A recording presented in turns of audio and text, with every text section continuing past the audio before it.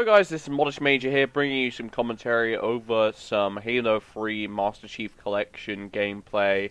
Halo 3 seems to be one of the most voted games whenever I play Master Chief Collection, which I'm not complaining about. I really wanted to play some more Halo 3 overall. It's a really enjoyable game, and it's a game that I never particularly got amazing at. It was one of my first Halo multiplayer games that I started taking quite seriously. Halo 2, I was more into the customs and just goofing off, basically. I kind of knew I wasn't that great at the game, whereas Halo 3, I was trying to get ranks and trying to get a little bit better, and it never really happened for me, to be honest, in the same way that it maybe, say, happened in Halo 4. I was just older and better at games by that point.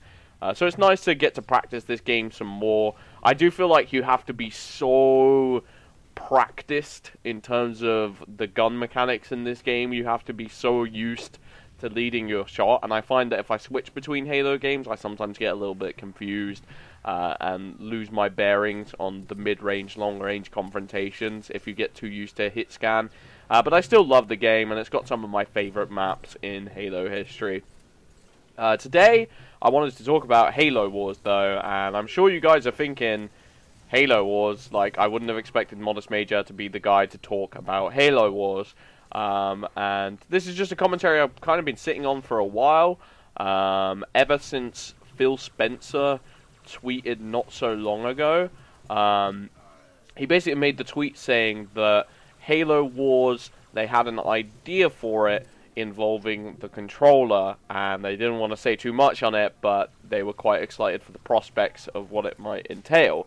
And this was a really long time ago, and the tweet kind of went under the radar, and at the time, I didn't really think too much of it, but it kind of just lingered in my head because Halo Wars was one of the few Halo games that I didn't buy. I think it was the only Halo game that I didn't buy.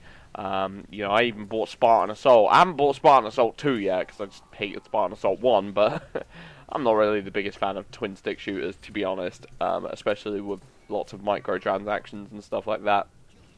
But nonetheless, Halo Wars was just not a Halo game that I happened to want to play, and it's not just because of the genre, because I was a big fan of RTSs growing up. I played a lot of Warcraft 3, played a lot of StarCraft, played a lot of just top-down games in general. Stronghold, if you remember that game, Warcraft 2, Warcraft 1.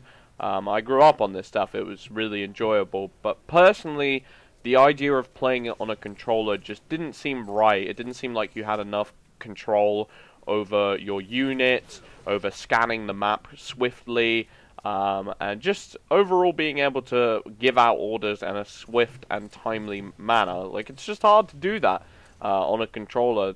It's one of the few aspects where I'll say that controller versus keyboard, it isn't just preference. You know, for the most part, when people say, "Oh, the keyboard and mouse is just so much better for being able to eliminate your opponents," blah blah blah. Like, I just say they're different kind of skill curves for people with different tastes, and if you've gotten really used to the keyboard, you'll probably enjoy that, but if you've gotten used to the controller, you'll enjoy that. It's not that using the controller is any less skillful, in my opinion.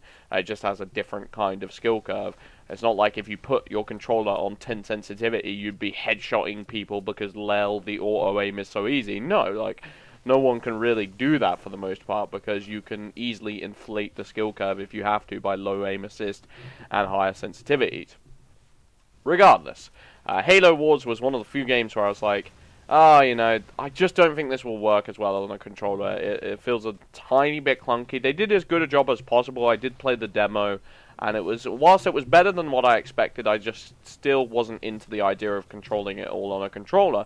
And as I said, in conjunction with this Phil Spencer tweet, when he made this tweet, I was a little bit more excited. I was a little bit interested, and I hoped that he had something under his sleeve. But I couldn't really think what it was, because it was like, is it going to be a keyboard that you plug into your Xbox? Because that could kind of suck. It would be a little bit janky. Is it going to be some sort of Kinect-based functionality? Because that would probably make me vomit. But the recent unveiling of the HoloLens is kind of what got me a bit interested, because as we saw, you were able to basically port over Minecraft onto your desktop table and have the whole world of Minecraft coexisting with co-op players dropping in and out, and being able to go underground and see the the landscape from multiple different angles and even go underground. It was awesome.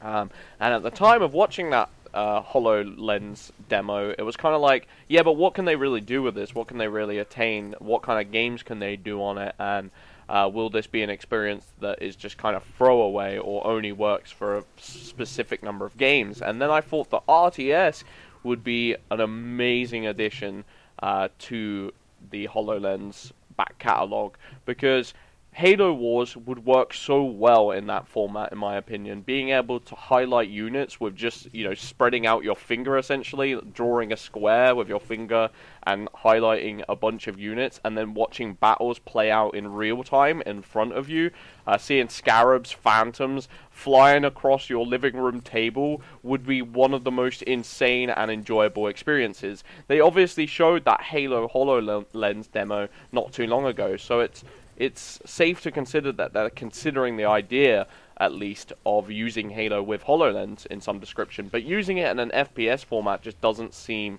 like an intelligent decision, to be honest. And kind of throwing it on top of an initial Halo game, it seems like a bit of a gimmick to me. Like, it seems like something you wouldn't really need to use. It's just something you could buy if you wanted to ever so slightly enhance your game.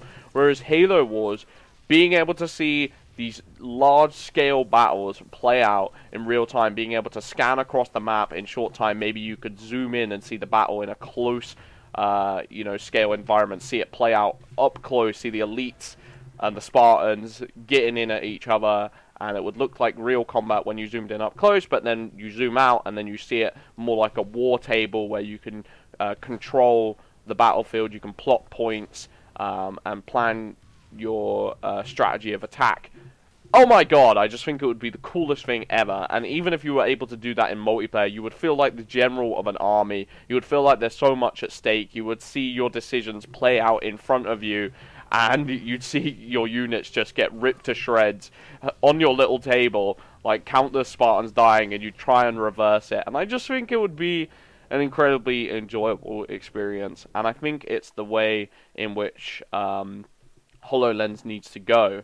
And Halo Wars needs to go, because I really want a Halo Wars sequel that I personally can enjoy, but I just don't think Controller capitalizes on the possibilities as much as I would like, or as much as on a PC perhaps. And I think with HoloLens you're going to be able to see everything, you're going to be able to react faster, control the map faster, and also get a more immersive experience, because you're going to be able to see it play out in front of you.